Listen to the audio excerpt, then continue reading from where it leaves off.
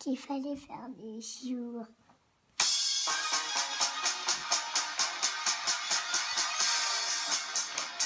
Papa, c'est l'heure des jours.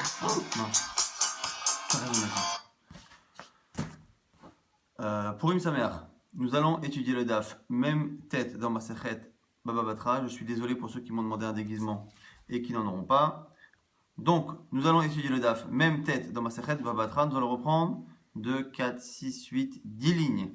À la fin du DAF, même chet Amoud Bet. Donc, c'est le cas de Tabi et de Papi. On est encore dans tout ce qui est vente plus ou moins contrainte. Donc, la Gemara nous dit Tabi. Talal et Papi à Kinara. Donc ici, Tabi a suspendu son ami sur un arbre qu'on appelle Kinara ici, Vezavin, pour lui faire vendre. Et à ce moment-là, il a vendu. Après cela, Khatam Rabba Bar Bachana. Rabba Bar Bachana a signé sur un document qu'on appelle Moda'a. Donc il a signé Khatam un Moda'a sur un Moda'a, Ve'ashkeleta. Et il a également signé sur le document de Mechira. Donc il a signé sur le document de vente. Et il a signé sur le document de Moda'a qui atteste que la vente a été faussée finalement. Donc finalement, Moda'a, on avait vu ça il y a à peu près une semaine, c'est lorsque la personne qui s'apprête à vendre va prendre deux témoins, et parfois les témoins même de la vente, et leur dire, sachez que la vente qui aura lieu demain est une vente qui est justement forcée. Et donc ici, il a signé à la fois sur Ashkelata sur le document et à la fois sur le Moda'a. Et Ravuna dit, Amar Ravuna, le fait d'avoir signé sur le Moda'a, le document qui conteste finalement la validité de cette vente, c'est une bonne chose. C'est une bonne chose. Et Oman de Khatim, Ashkelata, Shapichatim, et le fait d'avoir également signé sur le document de vente, c'est également une bonne chose. Agma Seton, Manafshar, l'Agma dit c'est pas possible, il faut que tu choisisses. Imoda'a, l'Ashkelata, Ve'ashkelata, le Moda'a, soit l'un est bien, soit l'autre est bien, soit c'est le Moda'a, c'est la contestation, et à ce moment-là, il ne fallait pas signer sur l'Ashkelata, et inversement. L'Agma dit, Achikama, il a Moda'a, si il n'avait pas eu cette contestation, Man Khatim Ashkelata, Shapir Khatim, le fait d'avoir signé sur un document où la vente a été contrainte n'est pas un problème, parce qu'on voit que parfois, une vente contrainte peut être bonne, comme on a vu dans le DAF précédent. Ravuna l'Etamé d'Ama Ravuna, Ravuna va selon sa logique à lui qui dit que Taliou Vezavin, Zvine, que lorsque quelqu'un est contraint à vendre, la vente est bonne. On a vu que c'était un avis qui n'était pas forcément unanime. En tout cas, l'Agma s'étonne. Elle dit Eni Veha Amar Abnachman, Edim Shamru Amana Ayud Vareno.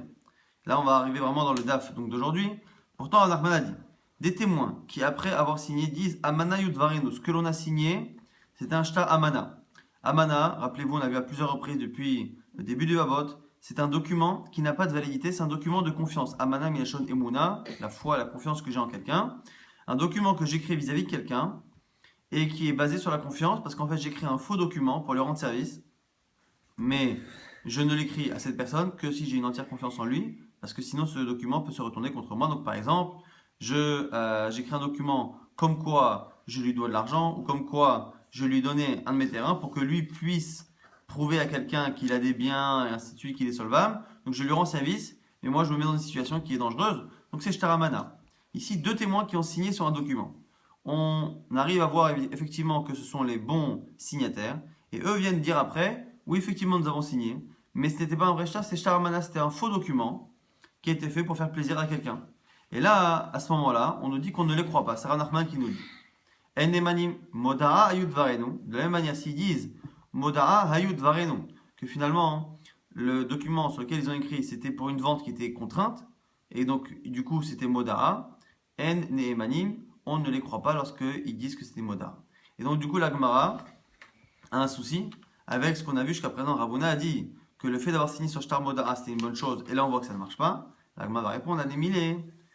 Alpé, la différence, c'est qu'une fois, c'est à l'oral. Delati alpe umar al ishtara, que on ne peut pas par la parole contredire ce qu'on a signé à l'écrit. Aval bishtara, même si c'est à l'écrit, ateshtara umar al ishtara, un document écrit peut contester finalement un autre document écrit. Alors avant de justement de bien comprendre cette partie-là, on va déjà mieux expliquer, en tout cas selon le Rashbam, cette partie-là des enseignements de Rav Nachman. On a justement Rav Nachman qui a dit deux choses. Ha'edim shamru amana ayud varenu, ceux qui disent que le document sur lequel ils ont signé, c'était un shtar amana, c'était un faux document, on a dit qu'on ne les croit pas. Alors on ne les croit pas ici pour deux raisons.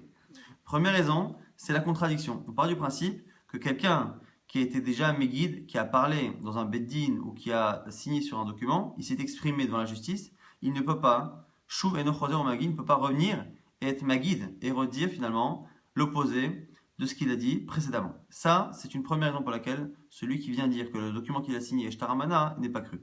Deuxième raison, c'est que Shtaramana, un document justement qui est faux et qui est fait pour faire plaisir, pour aider quelqu'un, est un document qui est à la fois interdit à la signature et interdit à la possession. C'est-à-dire que c'est finalement un document qui peut permettre à quelqu'un, qui peut tenter justement quelqu'un d'être malhonnête, un peu comme les pierres, les poids que la Torah nous interdit de posséder si les poids sont faussés, parce que finalement c'est une arme de faussaire qui est facilement utilisable. Pareil pour un shtar amana, il doit être ni signé ni possédé. Donc deux raisons pour lesquelles on ne croit pas à les témoins qui disent qu'ils ont signé sur un shtar amana.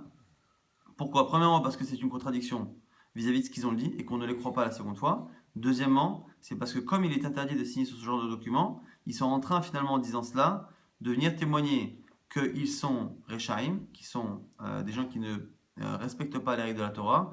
Et En, Adam, Msimatzmo Racha, un homme n'a pas le droit de se rendre Racha, donc on ne le croit pas lorsqu'il vient du Rebbeddin qu'il a fait ce genre d'avérot. Ce sont les deux raisons qui sont importantes parce qu'elles ne sont pas justement valables dans tous les cas. Le cas suivant, qui est le cas de Shtar Moda'a, celui qui dit que le document qu'il a signé, c'était une vente qui était contrainte, qui était forcée. Là-bas, on ne le croit pas, non pas parce que le document est interdit, mais parce que ici, c'est une contradiction avec ce qu'il dit. Et là-dessus, on nous dit justement qu'Anémilé, la contradiction, Anémilé Alpé, c'est que lorsque c'est une contradiction, ce qui est écrit, mais par la parole.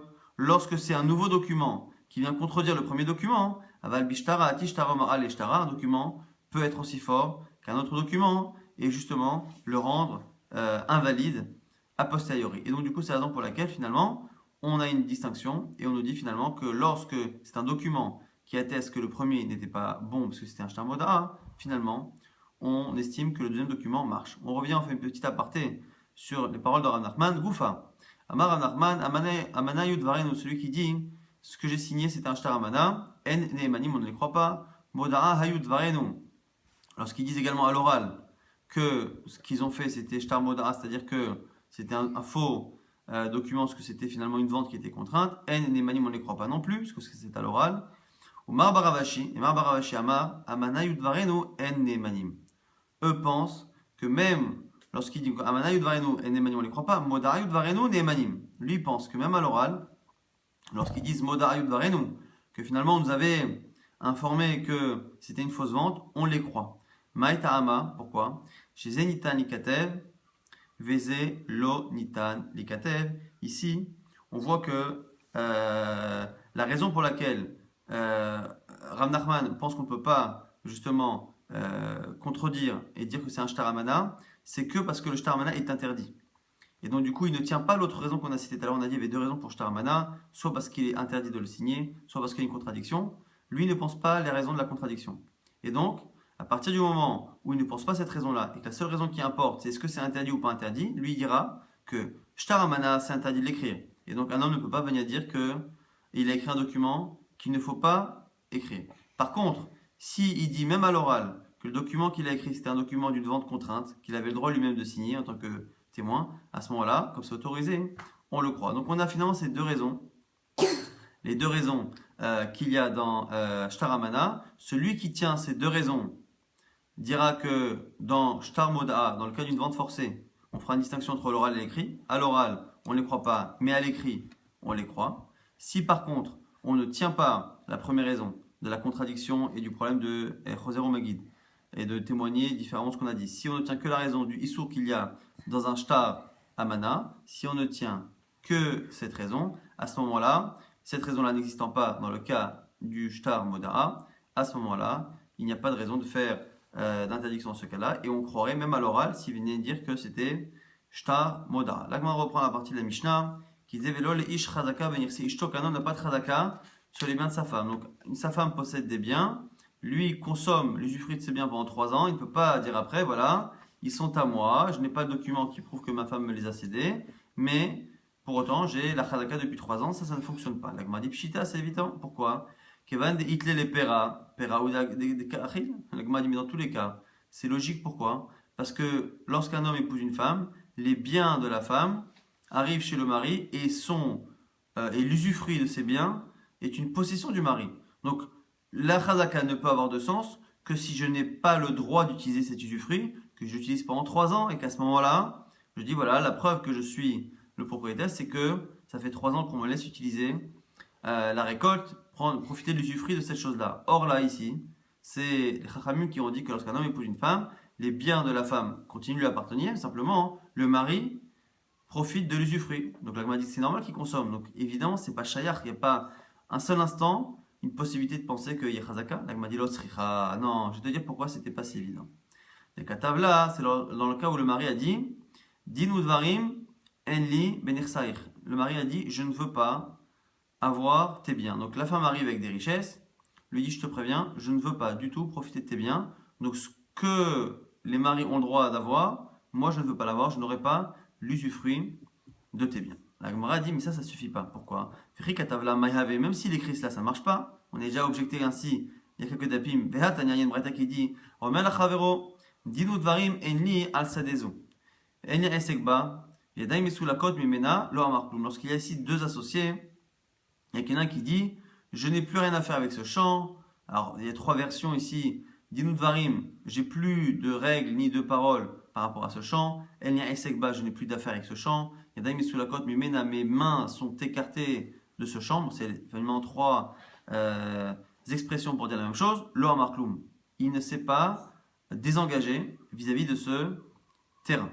Alors la Gemara répond Amrele de Rabbi Yannai, on a répondu dans le Beth Midrash de Rabbi Yannai Matnitin bekotevla ve'oda arusa. Pourquoi ici ça va marcher? Là-bas, dans le cas des associés, ça ne marche pas parce qu'ils sont déjà associés à la base.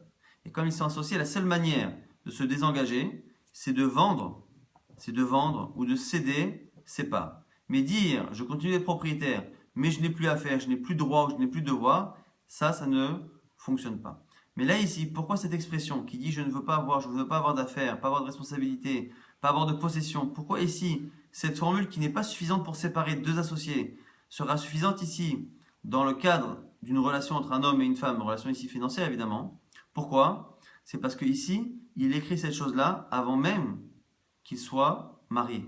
Lorsqu'elle est encore aroussa. Aroussa, c'est qu'il a fait les kiddushin, mais que les engagements financiers n'ont pas commencé, parce qu'il n'y a pas eu encore la roupa. Parce qu'on nous dit ici la Gemara de Rabbi Yannai, Matiti, notre Mishnah parle Bekotevla vers Oda Aroussa, dans un cas où il écrit alors qu'elle est encore aroussa. Et quoi? La Gemara nous dit Nachala ba'alole adam imakomacher. Lorsque l'on a une nachala, un héritage, ici c'est pas un héritage, mais en tout cas des biens qui arrivent mimakomacher, d'un autre endroit, c'est-à-dire non pas de la Torah, mais takanat chachamim, Adam matne alea shelo yirashena, un homme peut émettre la condition et refuser de la recevoir. Ce qu'on apprend ici, c'est que là où la Torah nous dit qu'un père donne de l'argent à ses enfants, cet héritage, c'est un héritage minatora, et on ne peut pas si facilement se défaire de ce droit que la Torah nous donne et de ce don que la Torah nous donne. Si par contre, c'est une takana chachamim, c'est le cas ici, c'est le cas de la takana du mariage et de la ktuba, c'est-à-dire qu'une femme, lorsqu'elle se marie, elle donne finalement pendant tout le temps du mariage l'usufruit de ses biens à son mari. Le mari peut, avant que ce contrat prenne effet, au moment de la choupa, il peut écrire et dire voilà, je ne veux pas que le droit à l'usufruit fonctionne dans le contrat de mariage. Et à ce moment-là, comme ça vient mimakomacher, ça vient de takanat chachamim et non pas de la Torah, Adam matne alea, il peut faire cette condition, shelo yirashena, de ne pas justement en hériter, comme le dit Rava, qui est des Rava, d'Amarava Ravanodi, Kola Omer, Ifshi, Betakanat Chachamim, tout celui qui dit je ne veux pas, je n'ai pas envie de la Takanat Chachamim, de profiter de la Takanat Chachamim, Kegon Zot, comme celle-ci, Shoma Imlo. Donc là, ici, on ne parle pas de quelqu'un qui refuse de s'engager, mais qui refuse de profiter d'une Takana. Shoma Imlo, on l'écoute. C'est quoi, comme cet exemple, Kegon Maya, alors on a dit Maï Kegon Zot, Kedaravuna Marav, comme a dit Rav, Damaravuna Marav, Yichola Isha Shtoma Le Bala. Une femme peut dire à son mari Eni Nizonet, Ve Eni Osa. L'homme a l'obligation de nourrir sa femme. Et c'est en contrepartie de cet engagement que l'homme profite de l'usufruit des biens de la femme lorsqu'elle en possède. Et du coup, la femme peut dire dès le départ Et ni honnête, je ne suis pas nourri par toi, et venir en ça, et je ne te fais pas gagner d'argent, c'est-à-dire que ni mes biens te rapporteront, ni même mon travail te rapportera, parce qu'on sait qu'une femme aussi qui travaille, son salaire va à son mari dans le cas, encore une fois, où elle est sous la charge justement à la charge de son mari. Et donc du coup, la femme peut se défaire de cet akanat harami qui est au départ fait pour elle. Elle peut dire, Eni honnête, je ne veux pas en profiter et je ne veux pas non plus m'engager. Ve Eni, ça. Et du coup, c'est ce qu'on nous dit ici. C'est la raison pour laquelle dans le cas de la Mishnah, quand on nous dit ici que le mari n'a pas de chazaka, c'est dans un cas où évidemment, si c'est un contrat normal et donc il profite de l'usufruit, c'est évident. Mais même lorsqu'il ne profite pas de l'usufruit des biens de sa femme, et parce qu'ils se sont séparés dès le départ, lui il a dit je ne veux pas profiter de tes biens, ou elle a dit il n'y aura pas justement de relation ici financière de ce type entre nous, même dans ce cas-là, on aurait pu penser que le fait qu'il profite de l'usufruit pendant 3 ans serait une preuve qu'il est propriétaire. La Gemara dit non. Pourquoi? Parce qu'encore une fois, on a l'habitude d'être mochel l'un envers l'autre, et il est possible qu'elle lui ait donné 3 ans de récolte, sans pour autant que ce soit une preuve qu'il l'a acheté. Maintenant, la Gemara va justement nous rapporter la Mishnah, qui parle encore toujours de la partie où le mari, justement, on ne peut pas avoir chazaka. La Gemara nous dit, Hareaya yesh, on fait une déduction. Si dans la Mishnah on a dit que le mari n'a pas de chazaka, c'est-à-dire qu'il ne peut pas justifier sa propriété par les 3 ans de profit, c'est-à-dire qu'il n'a pas de chazaka, mais il a ce qu'on appelle re'aya. Re'aya, c'est le fait d'apporter une preuve que j'ai acheté le bien de ma femme. Alors, comme il y a marqué qu'il n'y a pas de chazaka, c'est qu'il y a re'aya. Elle va dire re'aya yesh, et la Gemara s'étonne. Théma, pourquoi? On devrait craindre que on devrait normalement craindre qu'une femme qui vende son terrain pendant qu'elle est mariée ne l'ait pas fait réellement de bon cœur, mais qu'elle ait simplement voulu faire plaisir à son mari. Pourquoi? Alors d'où cette logique existe? À cause d'une Mishnah. Milotnan, c'est une Mishnah qui dit Lakar minaish vechazav elkar minaisha. Un homme qui vient acheter un bien. Maintenant, le bien n'appartient pas au mari. Il a affaire au mari. Et il achète au mari le bien que le mari utilise, mais qui n'est pas réellement dans sa propriété. Alors, justement, l'Agmar nous dit quoi? L'Agmar nous dit la Mishnah nous dit là-bas, microbatel. La vente n'est pas bonne. La vente est annulée parce que ça ne fonctionne pas. Mais même si finalement la carte minaïcha, donc il a d'abord acheté au mari. Après, bon, comme il savait que c'était pas très bien, il est parti voir la femme. Il a dit bon, maintenant je vais te payer. Combien vaut ton terrain? Et je te paye. Et il a racheté à la femme et la femme était d'accord. On nous dit que microbatel. La vente n'est pas bonne. Quelle est la seule raison que l'on peut trouver? L'Agmar propose. Alma Amara Nachatruach Asitile Bali. Forcément, pourquoi la vente n'est pas bonne après? C'est parce qu'on estime que même une fois que la femme a vendu, elle ne l'a fait que pour faire plaisir à son mari, pour ne pas contredire son mari, pour ne pas le fâcher. Et du coup, elle n'a pas réellement de volonté. Alors, je m'arrête tout de suite ici pour poser une question que le Rajba va poser, que tout le monde se pose. C'est qu'on a vu jusqu'à présent qu'on pouvait suspendre par les pieds quelqu'un et que la vente était bonne. Enfin, on pouvait, c'est pas bien de le faire, mais si on le faisait, la vente était bonne. Et là, ici, on a l'air de chipoter parce que la femme ne vend que parce qu'elle veut faire plaisir à son mari. Ça ne dérange pas que la personne soit dans un cas de honnête total, danger de mort. On a dit dans le cas où elle est contrainte par les finances. Et là, ici, le fait d'être contrainte par le plaisir de son mari, ça ne suffit pas. Alors ici, il y a plusieurs commentaires. Il y en a qui disent que c'est parce que c'est dans un cas où elle n'a pas reçu d'argent. Elle n'a pas reçu d'argent. Et comme elle n'a pas reçu d'argent, on ne peut pas dire que c'est allé au Vezavin, que ça a été vendu, mais que si par contre c'est contraint et vendu avec de l'argent, dans ces cas-là, effectivement, on dira que la vente est bonne. Mais il y en a qui disent, donc comme le Rajbam, qu'il y a une différence, c'est que finalement lorsque la personne est contrainte, mais très forte, c'est-à-dire qu'il y a vraiment une menace de mort, finalement la volonté de la personne pour survivre, ça paraît bizarre, mais la volonté de vendre est plus forte que lorsque la femme ici le fait pour son mari. C'est pas que elle est contrainte, c'est qu'on a peur finalement qu'elle ne pense pas réellement à vendre, qu'elle fasse ça pour faire plaisir à son mari, mais que dans sa tête elle n'ait pas eu l'idée réellement de céder le terrain, alors que lorsque la personne a peur de mourir, elle le fait pour de bon. Donc la Gemara pose la question, puisqu'on va là-bas de cette Mishnah, qu'une femme a priori lorsqu'elle fait plaisir à son mari ça ne fonctionne pas, pourquoi ne dirait-on pas la même chose à Hanami? Teima Nachatro, c'était les Bali. Là, si quand un homme sort un document comme quoi pendant son mariage, sa femme a vendu le terrain, on devrait dire dans ces cas-là que la vente n'est pas bonne. La Gemara dit Aïtmarala, si on a dit Amaraba Baravuna, Rabba dit au nom de Ravuna, Lonisrecha, et la Otan Shalosh Shadot. La Gemara nous dit là-bas, c'est parce que là-bas, c'est pour les fameux 3 terrains les 3 terrains qui sont marqués dans la Ktuba, Achad Shekatala Biktubata, un qui est marqué dans le terrain, Achad Shechela Biktubata, Achad Shechnisalo Shum Michela. Ce sont les 3 terrains, on verra, on expliquera dans le date de demain, ce sont les 3 terrains justement qui sont cités dans la Ktuba, et c'est sur ces 3 terrains qu'on estime qu'une femme, pendant le mariage, ne peut pas les vendre réellement en ayant envie de les vendre. Donc si elle le fait, on se dit que dans le fond, elle a voulu faire plaisir à son mari, mais il n'y a pas pensé à un certain instant. C'est pour ça que la vente, justement, n'est pas bonne. On va rapidement résumer ce DAF de Purim. Je répète quand même pour ceux qui verront ce DAF plus tard et qui se demanderont quelle est la raison de cet accoutrement. Donc on a vu dans le DAF que lorsqu'on avait un shtaramana, des témoins qui ont signé sur un document qui disent que le document sur lequel ils ont signé était un faux shtaramana qu'on a écrit pour faire plaisir à quelqu'un, on ne les croit pas. On a vu qu'on pouvait trouver éventuellement 2 raisons.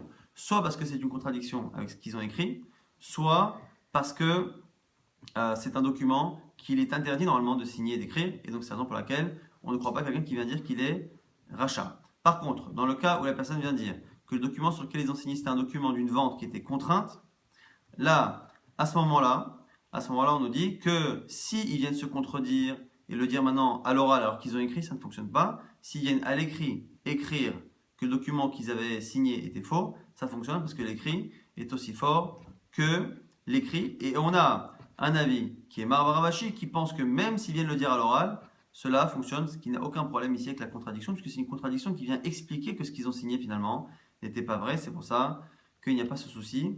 Et on a vu justement qu'un homme n'a pas de chazaka dans les biens de sa femme. S'il profite de l'usufruit des biens de sa femme, il ne peut pas justifier en disant que du coup il en est propriétaire. Qu'il y ait un contrat de mariage classique, c'est-à-dire qu'il ait le droit d'en profiter, ou même s'il n'a pas de contrat classique, et donc normalement il n'a pas le droit d'utiliser l'usufruit de sa femme, s'il le fait pendant 3 ans, on part du principe que c'est sa femme qui lui a pardonné, qui lui a laissé, et non pas une preuve qu'il a acheté. Mais par contre, s'il a une preuve avec un document, cela fonctionne. Et justement, on s'était demandé comment c'est possible. Alors, parfois on dit qu'une femme qui vend pendant le mariage, on part du principe qu'elle ne le fait que pour faire plaisir à son mari, mais qu'elle n'a pas réellement envie. On a dit là-bas, c'est que pour les 3 documents qui sont au Saktuba, qui sont nécessaires justement à Saktuba, mais dans les autres documents, on estime que la vente justement est bonne. Donc un homme peut acheter et montrer un document qui atteste qu'il a acheté le bien de sa femme, mais par contre, il ne peut pas justement justifier l'appartenance du terrain en prouvant, parce qu'il a fait 3 ans de Tradiaka, qu'il est le propriétaire du terrain Purim Sameach.